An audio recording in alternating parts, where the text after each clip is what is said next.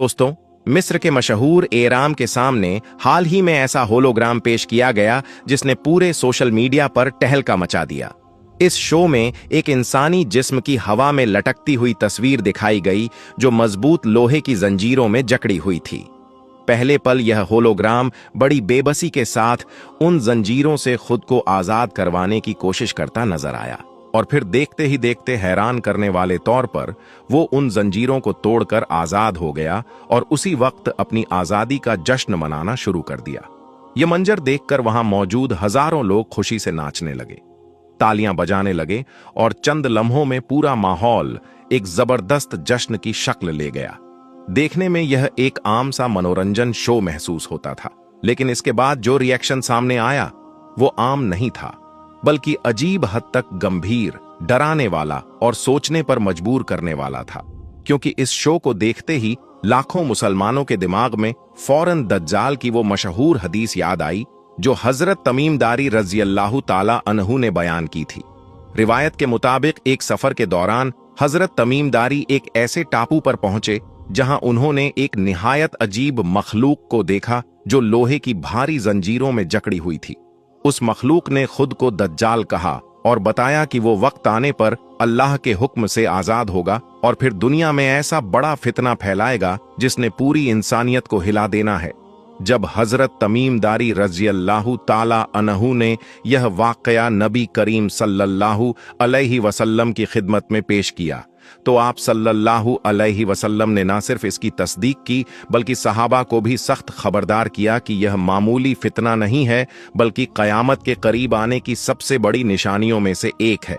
इसलिए जब लोगों ने इस होलोग्राम शो में बिल्कुल उसी अंदाज में जंजीरों में जकड़ी हुई इंसानी तस्वीर को देखा जो सबके सामने खुद को आजाद करके जश्न मनाने लगी, तो उनके दिमाग में फौरन वही हदीस ताजा हो गई। बहुत से लोगों ने यह कहा कि यह महज इत्तेफाक नहीं हो सकती बल्कि यह एक सोचा समझा संदेश महसूस होता है, खासतौर पर इसलिए भी कि यह शो मिस्र जैसे मुसलमान मुल्क में और वो भी एराम मिस्र जैसे बेहद तारीखी और रहस्यमयी जगह के सामने पेश किया गया। याद रहे कि एराम मिस्र सिर्फ एक सियाहती मुकाम नहीं है बल्कि प्राचीन तहजीबों की निशानी है और इसके साथ हमेशा से सैकड़ों रहस्यमयी कहानियां जुड़ी रही हैं जिनका ताल्लुक बीती ताकतों और रूहानी बातों से जोड़ा जाता रहा है। दोस्तों, आपको आगे बताते चलें कि इस शो में सिर्फ जंजीरों को तोड़ना ही नहीं था बल्कि कुछ ऐसी और निशानियां भी दिखाई गईं जिन्होंने मुसलमानों की चिंता को और गहरा कर दिया। सबसे पहली और नुमाया अलामत यही जंजीरों का टूटना था जो बराए रास्त उस हदीस की तरफ इशारा करता है कि दज्जाल एक तवील अरसे तक जंजीरों में कैद रहेगा और फिर एक वक्त आएगा जब अल्लाह के हुक्म से वह आजाद कर दिया जाएगा। दूसरी हैरान कुन बात यह थी कि एक गोल रोशनी का निशान था जो एहराम के बिल्कुल ऊपर जाहिर हुआ और चारों तरफ रोशनी की लहरों की सूरत में फैलने लगा। बहुत से लोगों ने इस अलामत को आंख की निशानी से जोड़ा, वही आंख जो मुख्तलिफ तंजीमों और इल्यूमिनाती जैसे गिरोहों की अलामत समझी जाती है। ये कोई आम बात नहीं है क्योंकि हदीस में भी साफ तौर पर मौजूद है कि दज्जाल एक आंख वाला होगा, यानी कि कान्हा होगा और उसकी एक आंख बिल्कुल बेनूर होगी। जब एक ही शो में जंजीरें, आजादी और आंख जैसा पुरसार निशान इकट्ठे नजर आए तो लोगों का यह सोचना बिल्कुल फितरी था कि यह सब कुछ सिर्फ तफरी नहीं था बल्कि एक बहुत गहरा पैगाम है जिसे झनों में बिछाने की कोशिश की जा रही है। दोस्तों, इस कॉन्सर्ट का एक और अहम पहलू यह था कि यह शो किसी गैर मुस्लिम मुल्क में नहीं बल्कि मिस्र में मुनक़द किया गया जो एक मुस्लिम अक्सरियती मुल्क है। वहां की आबादी का एक बड़ा हिस्सा इस्लामी रिवायत और हिजाब की पाबंदी करता है। ऐसी सरजमीन पर एराम जैसे हसास और तारीख मुकाम के सामने नाच गाने और आज़ादी के नाम पर यह मंजर पेश करना बहुत से मुसलमानों को इस्लामी उसूलों के खिलाफ महसूस हुआ। हैरत की बात यह है कि इस शो में शामिल तकरीबन 3000 अफराद में से 20,000 मकामी मिस्री मुसलमान थे। यानी यह शो सिर्फ सयाहों के लिए नहीं बल्कि बराहेरा मकामी नौजवान नस्ल को मुतासिर करने के लिए किया गया, जिसने शक को और मजीद बढ़ा दिया। खैर दोस्तों, यह होलोग्राम खत्म होते ही फौरन एक लाइव स्टेज शुरू कर दिया गया और यही वो लम्हा था जहां से पूरा माहौल अचानक बहुत रहस्यमय और चिंता पैदा करने वाला बन गया। वहां जो गाने और स्टेज परफॉर्मेंस पेश किए गए वो न तो अरबी संस्कृति से जुड़े थे न इस्लामी तहजीब से, बल्कि इनमें साफ तौर पर इल्यूमिनाती और शैतानी नजरियात की चमक नजर आ रही थी। हर गाना आजादी कुत अंधेरों को तोड़ने और एक खुफिया ताकत के दोबारा उभरने की अलामती जुबान में गाया गया। और हैरत की बात यह थी कि इन मनाजिर में बार बार एक आंख का इशारा किया जाता रहा। कभी गुलूकार अपने हाथ से सिर्फ एक आंख को नुमाया ना करते, कभी रोशनी सिर्फ एक जानिब चमकती, कभी स्क्रीन पर अचानक सिर्फ एक आंख उभरकर पूरे स्टेज की रोशनियों पर हावी हो जाती, गोया किसी खास पैगाम को झनों में उतारा जा रहा हो। और सिर्फ इशारे ही नहीं, बल्कि गायकों के कपड़े भी बहुत संदिग्ध थे। कई अदाकाराओं के कपड़ों पर सफेद क्रॉस के निशान बने थे और कुछ ने काली चुनरी जैसी चादर ओढ़ रखी थी, जो आज के दौर की मगरबी तफरी सनत से ज्यादा पुराने शैतानी रस्मों रिवाज की अलामत महसूस हो रही थी। हैरानक बात यह थी कि जैसे ही गाने की ताल तेज होती, उसी लम्हे स्क्रीन पर उल्टा ईराम आग में घिरा हुआ दायरा या सांप का ढांचा जो एक आंख के गिर्द घूमता था दिखाया जाता। ऐसे मनाजिर जो सदियों से इल्यूमिनाती और शैतानी फिरकों की खुफिया रसूमात में इस्तेमाल होते आए। और फिर एक ऐसा लम्हा आया जब मरकजी गुलूकारा ने अचानक अपने दोनों हाथ आसमान की जानिब बुलंद किए, आंखें बंद की और बुलंद आवाज में एक ऐसा जुमला अदा किया जिसे सुनकर बहुत से नाजरीन के रोंगटे खड़े हो गए। जुमला देखने में आजादी और ताकत का नारा लगता था, मगर इसके अंदाज, लहजे और रूहानी एहसास ने यह महसूस करवाया कि यह सिर्फ मनोरंजन नहीं, बल्कि किसी छुपी हुई ताकत की हमद या तारीफ थी। सबसे हैरान करने वाली बात यह थी कि दर्शकों ने भी सर झुकाकर उसी जुमले को एक आवाज में दोहराया, जैसे यह कोई म्यूजिक शो नहीं बल्कि कोई रस्म हो। प्यारे दोस्तों, हदीस में साफ तौर पर बताया गया है कि दज्जाल के जाहिर होने से पहले दुनिया में फितने और फसाद बढ़ जाएंगे, लोग दीन से दूर हो जाएंगे और दुनिया की मोहब्बत उनके दिलों में जगह बना लेगी। इल्म उठ जाएगा और जहालत आम हो जाएगी, जिना और शराब नशी आम हो जाएंगी और लोग बुराइयों को बुराई नहीं समझेंगे। ये तमाम निशानियां आज की दुनिया में साफ नजर आ रही हैं। ऐसे में जब एराम ए मिस्र जैसी तारीखी जगह पर जंजीरों को तोड़ने और आजादी का जश्न मनाने वाला मंजर पेश किया जाए, तो लोगों का परेशान या फिक्रमंद होना बिल्कुल नेचुरल है। यह देखना भी जरूरी है कि इस शो को किसने स्पॉन्सर किया और इसके पीछे क्या मकसद था। बड़े पैमाने पर होने वाले ऐसे प्रोग्राम आमतौर पर बड़ी कंपनियों या सरकारों की मदद से किए जाते हैं।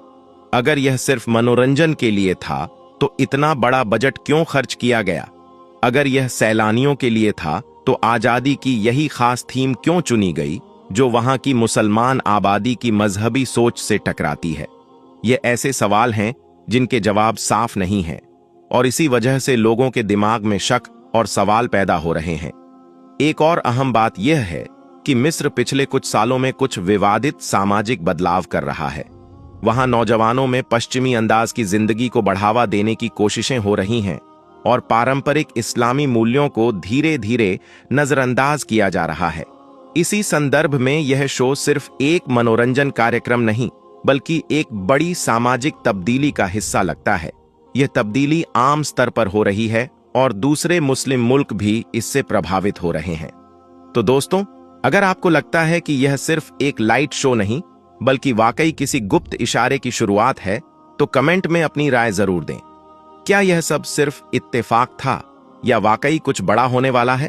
दोस्तों, आप में से अक्सर लोगों ने लव्स डंकी तो जरूर सुना होगा और इस पर बनी कई फिल्म्स भी देखी होंगी। डंकी एक ऐसे सफर को कहा जाता है जिसमें किसी गरीब या पिछड़े मुल्क के लोग बेहतर भविष्य की तलाश में किसी दूसरे देश, खास तौर पर अमेरिका, कनाडा, यूके जैसे मुल्कों के बॉर्डर गैर कानूनी तरीके से पार करने की कोशिश करते हैं। और इस सफर के दौरान ऐसे रास्ते चुने जाते हैं जो हर वक्त मौत के खतरों से भरे होते हैं। खतरनाक जंगल, लहरों से भरे दरिया और सूखी रेगिस्तान। मगर फिर भी हम देखते हैं कि लोग अपनी जान हथेली पर रखकर किसी न किसी तरह मंजिल तक पहुंच ही जाते हैं। लेकिन क्या आप जानते हैं कि इससे भी ज्यादा खतरनाक एक और तरीका है जो लोग अपनी जान की परवाह किए बिना अपनाते रहते हैं? वो तरीका जिसमें 90% लोग जिंदा नहीं बच पाते, और वो है जहाज के लैंडिंग गियर के अंदर छुपकर मुल्क से निकलने की कोशिश करना। अभी कुछ दिन पहले यानी 21 सितंबर 2025 को एक 13 साल का अफगान लड़का जहाज के लैंडिंग गियर के अंदर छुपकर दिल्ली इंडिया पहुंच गया, और हैरानी की बात यह है कि वो जिंदा मिला। ये फ्लाइट अफगानिस्तान की लोकल एयरलाइन काम एयरलाइन की फ्लाइट नंबर QR4401 थी, जो सुबह काबुल से रवाना होकर करीब 2 घंटे बाद दिल्ली पहुंची। जहाज के अंदर तो सब कुछ सामान्य था, लेकिन किसी को यह अंदाजा भी नहीं था कि लैंडिंग गियर के अंदर एक छोटा बच्चा बैठा हुआ है। दिल्ली एयरपोर्ट पर जब जहाज ने लैंड किया तो सिक्योरिटी ने अचानक एक बच्चे को जहाज के करीब टैक्सीवे पर घूमते हुए देखा। अब यह टैक्सीवे क्या होता है? एयरपोर्ट पर जहाज के रास्ते 3 हिस्सों में बंटे होते हैं। पहला होता है रनवे, लंबी पटरी जहां से जहाज उड़ान भरता है या उतरता है। दूसरा होता है टैक्सीवे, ये एक तरह का रास्ता होता है जो रनवे को एप्रन यानी जहाज खड़े होने की जगह से जोड़ता है। तीसरा होता है एप्रन बे, वो जगह जहां जहाज खड़ा होता है, यहीं से यात्री सवार होते या उतरते हैं और सामान लोड या अनलोड होता है। अब टैक्सीवे पर किसी अजनबी बच्चे को जो शलवार कमीज में इधर उधर देख रहा था, देखकर सिक्योरिटी गार्ड्स ने उसे पकड़ लिया। जब जांच शुरू हुई तो पता चला कि यह बच्चा काबुल से ही जहाज के लैंडिंग गियर में छुपकर यहां तक पहुंचा, और ऐसा उसने सिर्फ क्यूरियोसिटी में किया, बस ये जानने के लिए कि जहाज कहां जाते हैं और कहां से आते हैं। इस बच्चे के पास कोई बैग या सामान नहीं था, बस उसके पास एक छोटा लाल रंग का स्पीकर मिला। अब ये एक बेहद अजीब और यकीन से बाहर वाकया है कि इतना छोटा बच्चा इतनी खतरनाक और तंग जगह में कैसे जिंदा रह पाया, जहां पर बचने के चांसेस तकरीबन ना होने के बराबर हैं। आपको बताता चलूं कि दुनिया में इस तरह के बहुत सारे वाकये हो चुके हैं जब लोगों ने जहाज के लैंडिंग गियर के अंदर छुपकर किसी दूसरे मुल्क में बेहतर भविष्य की तलाश के लिए जाने की कोशिश की, पर अफसोस रास्ते में ही ज्यादा ठंड, ऑक्सीजन की कमी और किसी हादसे की वजह से अपनी जान गंवा बैठे। और बहुत ही कम मामलों में जो लोग बच गए थे, उनकी हालत इतनी खराब थी कि उनको तुरंत मेडिकल ट्रीटमेंट देने के बाद डिपोर्ट कर दिया गया। अब इस अफगान लड़के का किस्सा थोड़ा सा अलग है, क्योंकि इसने सिर्फ जिज्ञासा की वजह से ऐसा किया। लेकिन क्या आप जानते हैं कि दुनिया भर में ऐसे बहुत सारे वाकये रिपोर्ट हो चुके हैं जब लोगों ने जानबूझकर सिर्फ अपने मुल्क से बाहर निकलने के लिए बेहतर भविष्य की तलाश में अपनी जान हथेली पर रखकर इतना बड़ा रिस्क लिया कि लैंडिंग गियर के अंदर छुपकर बाहर निकलने की कोशिश की। मिसाल के तौर पर कबीर मोहम्मद साल 2015 लंदन से लॉस एंजलिस, ये फ्लाइट वैसे तो 5 घंटे की थी, लेकिन डॉक्टर्स के मुताबिक वह ज्यादातर वक्त बेहोश रहा, लेकिन फिर भी जिंदा बच गया। दूसरा केस है लॉस एंजलिस इंटरनेशनल एयरपोर्ट का, जो 2021 में हुआ, जब एक शख्स ग्वांटामाले से अमेरिकन एयरलाइन की फ्लाइट के लैंडिंग गियर के अंदर छुपकर लक्जमबर्ग पहुंचा। इस फ्लाइट का टाइम तकरीबन 3 घंटे का था, और जहाज के लैंड करने के बाद अमले ने इसको जिंदा तो पा लिया, लेकिन वह शदीद ठंड यानी हाइपोथर्मिया और ऑक्सीजन की कमी की वजह से सांस नहीं ले पा रहा था। तीसरा वाकया हुआ था साल 2019 में हेथ्रो एयरपोर्ट लंदन पर, जब एक शख्स केन्या एयरवेज की फ्लाइट से नैरोबी से लंदन आ रहा था। लैंडिंग से कुछ ही मिनट पहले वह लैंडिंग गियर से नीचे गिर गया और एक घर के बाग में जा गिरा, जहां मौके पर उसकी मौत हो गई। इसी तरह 2002 में मियामी एयरपोर्ट पर 2 नौजवान इक्वाडोर से मियामी के लिए आ रहे थे। दोनों जहाज के लैंडिंग गियर के अंदर छुप गए। लैंडिंग के बाद एक तो जिंदा मिला, लेकिन वह ज्यादा जख्मी था, लेकिन दूसरा रास्ते में ही ठंड से जमकर मर गया। अब बताने का मकसद यह है कि इस तरह के कई वाकये रिपोर्ट हो चुके हैं, पर सवाल यह है कि इन लैंडिंग गियर्स के अंदर ऐसा क्या है जो इनके अंदर जिंदा बचना तकरीबन नामुमकिन बना देता है। आइए इसको आसान अल्फाज में समझने की कोशिश करते हैं। सबसे पहली और बड़ी वजह है ऑक्सीजन प्रेशर की कमी यानी हाइपोक्सिया। आप सब लोग अच्छी तरह जानते हैं कि कमर्शियल एयरप्लेन आमतौर पर 30,000 से 40,000 फीट की ऊंचाई पर उड़ते हैं। 1000 फीट की ऊंचाई पर उड़ते हैं और जैसे जैसे ऊपर जाते हैं तो हवा का प्रेशर उतना ही कम होता जाता है, जिसकी वजह से खून के अंदर ऑक्सीजन का लेवल बहुत तेजी से गिरने लगता है। अब आप इसे ऐसे समझ लें कि अगर जमीन पर ऑक्सीजन का प्रेशर 100% है तो 40,000 फीट पर सिर्फ 18% रह जाता है, यानी सांस लेने में बहुत मुश्किल होगी। दिमाग और दिल को ऑक्सीजन बहुत कम मिलती है। अब इसकी वजह से अचानक बेहोशी और नींद सी आने लगती है। अचानक से घबराहट शुरू हो जाती है, और अगर बेहोश हो गए तो कुछ ही मिनटों में मौत हो जाती है। और यह सब कुछ एकदम से नहीं होता, बल्कि धीरे धीरे होता है, क्योंकि जितना जहाज ऊपर जाता जाएगा यह असर उतना ही बढ़ता जाएगा। यही वजह है कि पैसेंजर केबिन के अंदर आर्टिफिशियल हवा का प्रेशर बनाया जाता है और 40,000 फीट पर उड़ने वाले जहाज के अंदर दबाव ऐसा बनाया जाता है जैसे आप 6,000 से 8,000 फीट ऊंचाई पर मौजूद हों। यानी सांस लेना नॉर्मल सा लगता है, लेकिन फिर भी थोड़ा ऑक्सीजन लेवल कम होता है, और इसी वजह से आप देखते हैं कि लंबे सफर में कुछ लोग थकान या नींद महसूस करते हैं। दूसरी सबसे बड़ी वजह है शदीद ठंड, यानी फ्रॉस्ट बाइट और हाइपोथर्मिया का खतरा। जैसे जैसे जहाज ऊपर जाएगा तो आसमान का टेम्परेचर उतना ही कम होता जाएगा, और आमतौर पर यह -40 डिग्री से लेकर -60 डिग्री तक होता है। अब लैंडिंग व्हील का एरिया, क्योंकि एक खुले बॉक्स जैसा होता है जहां पर ना तो गर्माहट होती है और ना ही कोई इंसुलेटेड माहौल, सो कुछ ही मिनटों में बॉडी का टेम्परेचर अचानक खतरनाक हद तक गिर जाता है, जिसकी वजह से मसल काम करना बंद कर देते हैं। हाथ, पैर, उंगलियां तुरंत फ्रॉस्ट बाइट का शिकार हो जाती हैं। रेफरेंस के लिए आपको बता दूं कि फ्रीजर का टेम्परेचर भी -18 डिग्री सेंटीग्रेड तक होता है। तो इस तरह की ज्यादा ठंड की वजह से टिश्यू हमेशा के लिए खराब हो जाते हैं, जो कभी भी पहले जैसे नहीं हो सकते। और इतनी ज्यादा ठंड से मोटे कपड़े भी आपको कुछ मिनट से ज्यादा बचा नहीं सकते। और अगर आप यह सोच रहे हैं कि एक छोटा सा ऑक्सीजन सिलेंडर आप साथ ले जाकर कुछ घंटे सांस ले सकते हैं, तो ऐसा भी नामुमकिन है, क्योंकि सच यह है कि एक छोटा सिलेंडर सिर्फ कुछ मिनट या फिर 1 घंटे तक ही आपको प्रेशराइज ऑक्सीजन दे सकता है। और तीसरी सबसे बड़ी वजह है लैंडिंग गियर के खुलने या बंद होने के दौरान किसी भी चीज के दब जाना या फिर टुकड़े टुकड़े हो जाना। अक्सर सीढ़ियों या दरवाजे में फंसने की वजह से लोगों को भारी चोटें भी लगी हैं, और सबसे बुरे मामलों में लोग नीचे भी गिर चुके हैं, क्योंकि जैसे ही लैंडिंग गियर खोलने के लिए दरवाजा खुलता है तो इसके अंदर मौजूद लोग आसानी से नीचे गिर सकते हैं।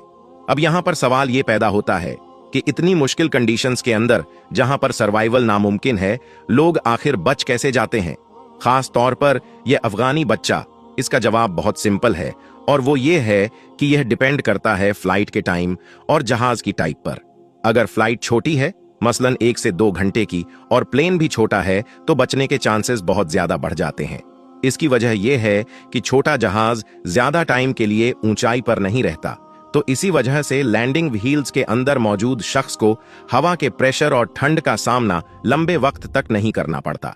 जबकि बड़े जहाजों के बारे में आप जानते हैं कि ये कई घंटे की लंबी फ्लाइट लेते हैं और आमतौर पर कई घंटे 40,000 फीट की ऊंचाई पर रहते